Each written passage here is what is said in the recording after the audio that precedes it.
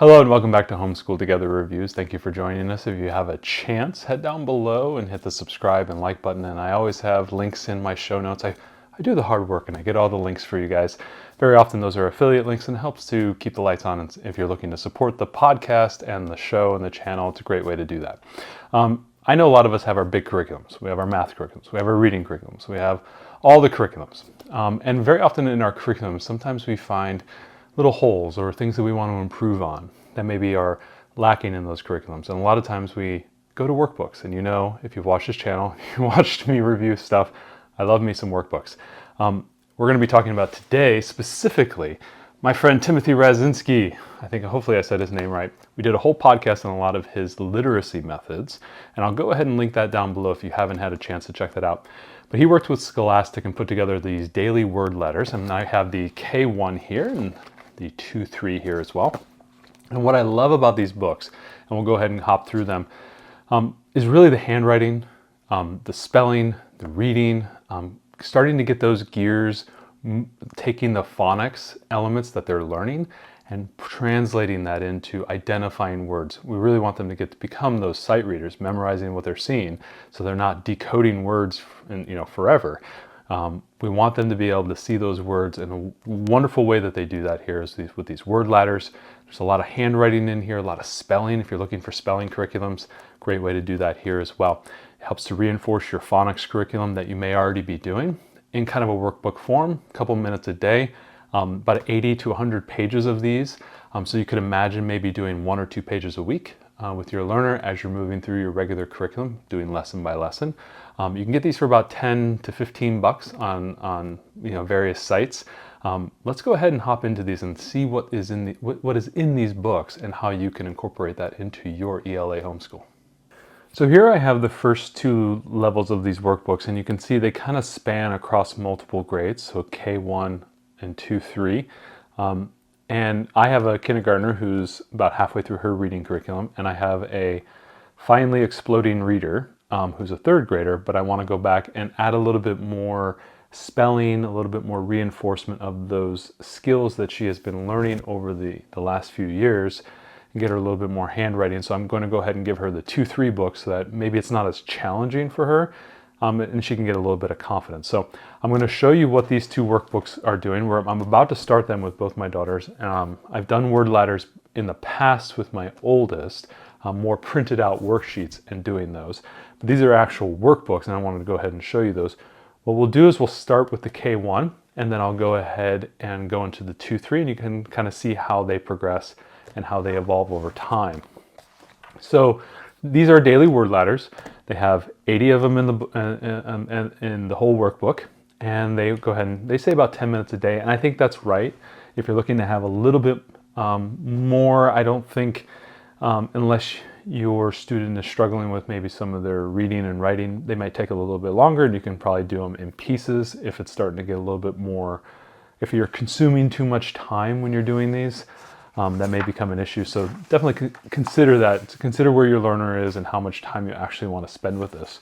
What I love about right up the front is they give you these, every single page has a name, it has some theme, and that's really cool. But they also indicate what skill they are trying to reinforce here.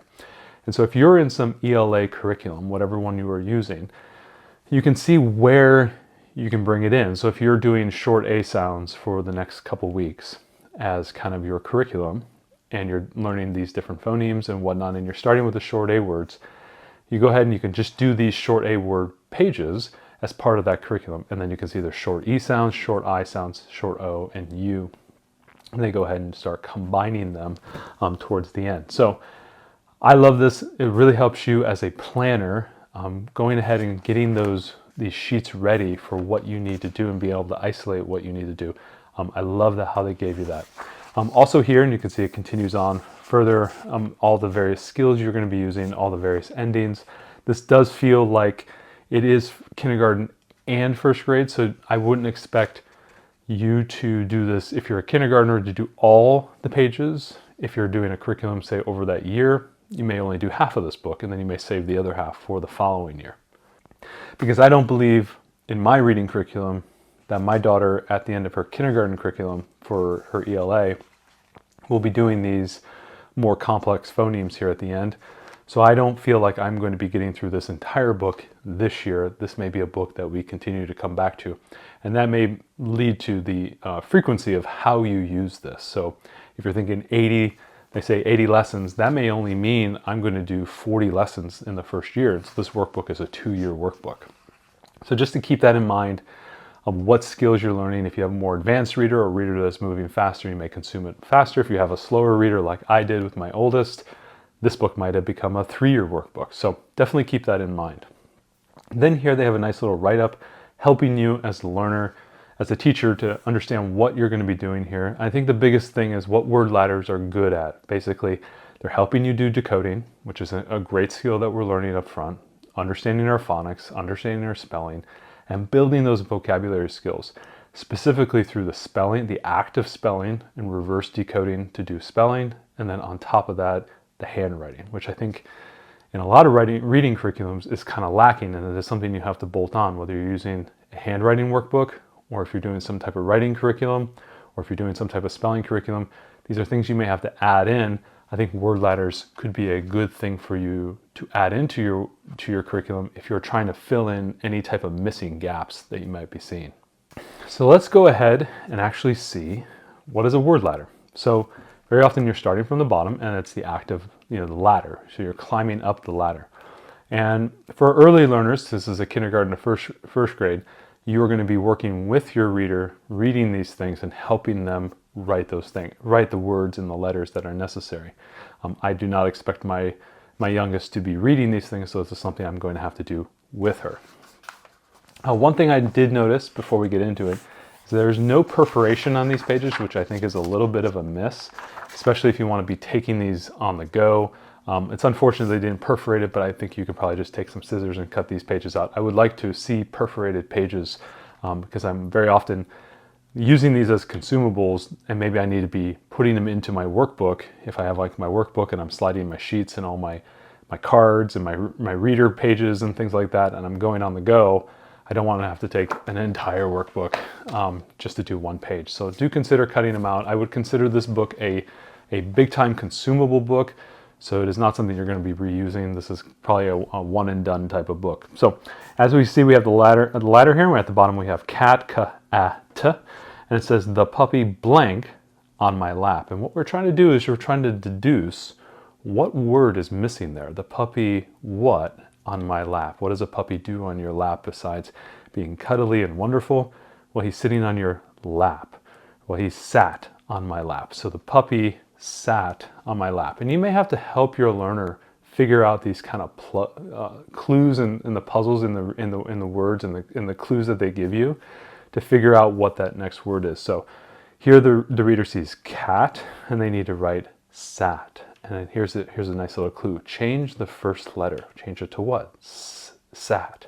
Oh, I have to do S. So they'll go ahead and write an S in here, and then they will carry up the two letters, and then they will have sat, S-A-T.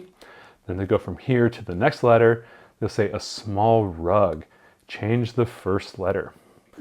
And that is a wonderful one. That is nice. It's a shortened version of my name. That would be a mat, M-A-T. So sat and mat.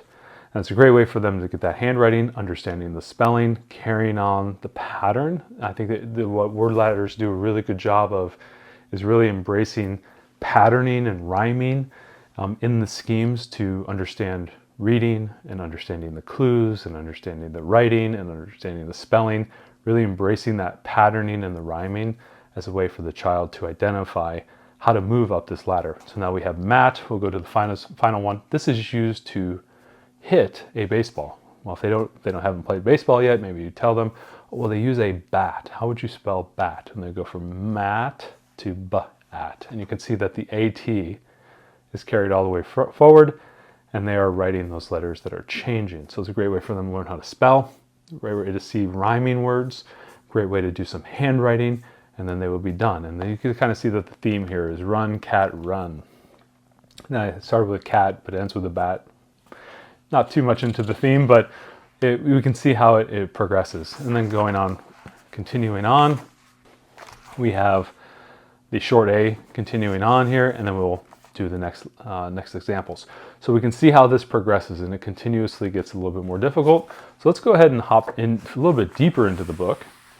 We can see here how the letters and the sounds are getting more complex. I would consider these type of words with the AR or the AW endings to be more like a first grade level. I don't believe my kindergartner will see the AW ending until her next level of her reading curriculum.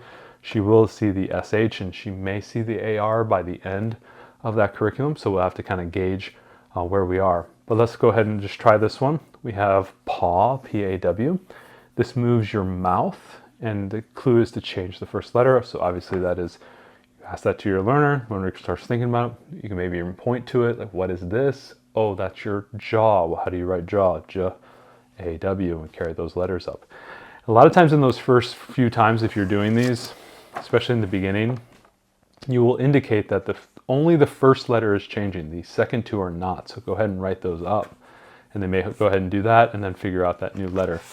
In this case, they may already know that, so you may not have to prompt them on how to do that. And then you'll just continue to go up the letter until you get to the end.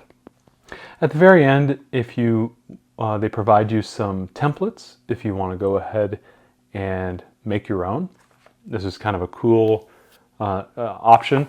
I could imagine you cutting these out, maybe even sliding them into clear page protectors, and maybe using a grease marker instead, and be able to reuse these if you want to do more and more. If you're specifically trying to target a series of some phonemes that maybe you're struggling with, or some series of rhyming words that you're struggling with, you can almost see that you can put these in a sheet and just reuse them as you need. And then obviously also at the end they give you the answer key. So sometimes our brains as adults are not firing on all cylinders, and we need to figure out what that word ladder is. And early in the morning doing word ladders maybe a challenging thing for an adult.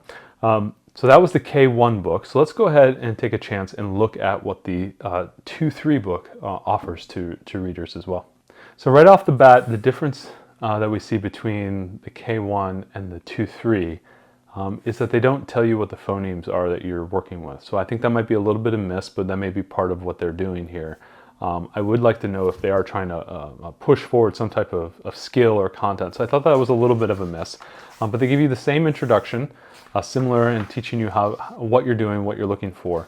And in here we can see, because it's the next level up, they're doing more steps on that ladder, so a little bit more challenging. They are taking advantage of those phonemes. So you can imagine maybe you've learned most of your phonemes here in the first two levels, and they're expecting you just to expand your vocabulary here. So let's go ahead and get into the first one. So opposite of old, we started with few, changed the one letter. So they didn't tell you which letter, so it's a little bit more of a trick.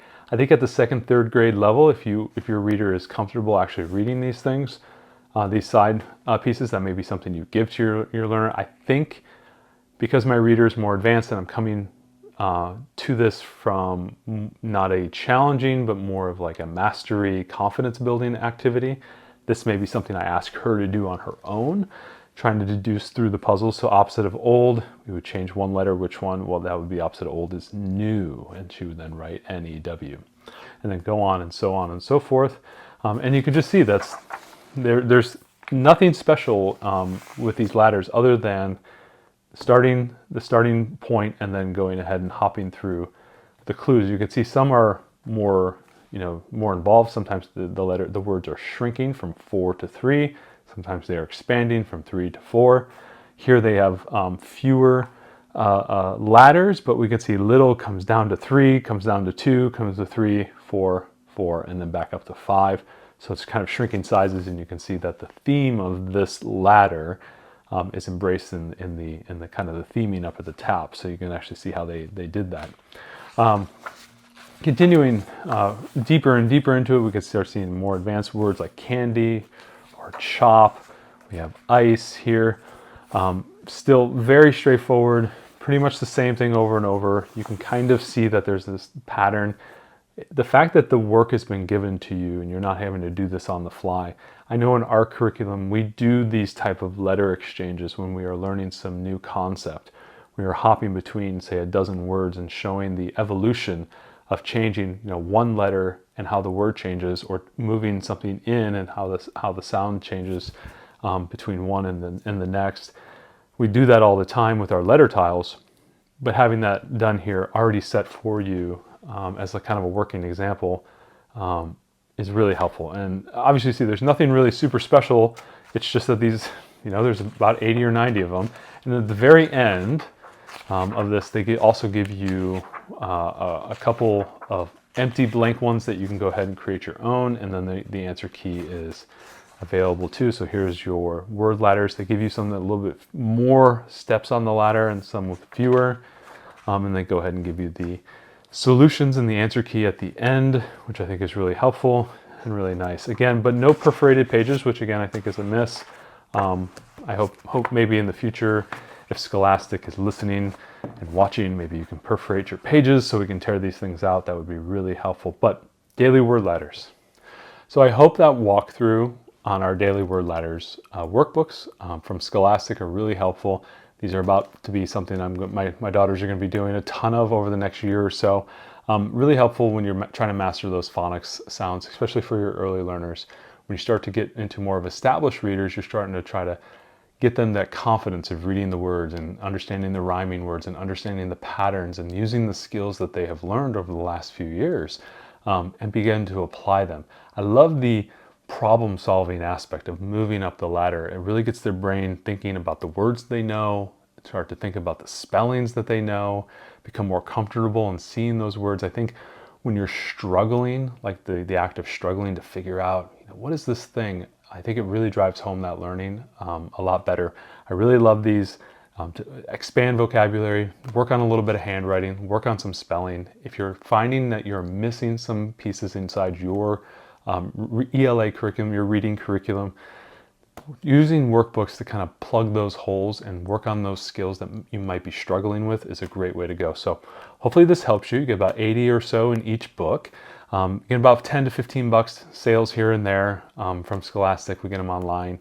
They were mailed to us in a couple days, and I have them in my baskets already, and they're waiting their turn to go ahead and get started. So I hope this walkthrough helped you make a decision on whether or not you need daily word ladders in your curriculum.